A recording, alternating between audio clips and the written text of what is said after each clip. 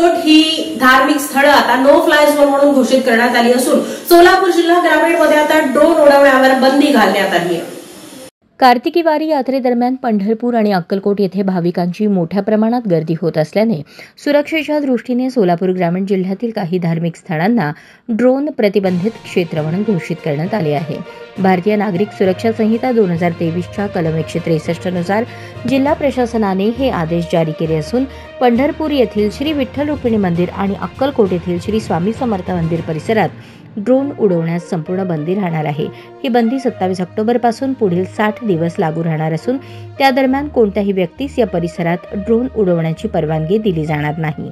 सुरक्षा विषयक सूत्रांच्या माहितीनुसार यात्रेच्या काळात देशविरोधी घटक किंवा दहशतवादी संघटना स्लीपर सेल सक्रिय करण्याचा प्रयत्न करू शकतात, त्यामुळे ही प्रतिबंधात्मक उपाययोजना करण्यात आली आहे। जिल्ह्यातील सर्व ड्रोन परवानाधारक व चालकांनी त्यांच्या ताब्यातील ड्रोनची माहिती संबंधित पोलीस ठाण्याला देणे बंधनकारक आहे। या आदेशाचे उल्लंघन करणाऱ्यांविरुद्ध भारतीय नागरिक सुरक्षा संहितेनुसार कठोर कारवाई करण्यात येईल, असेही जिल्हा प्रशासनाने स्पष्ट केले आहे।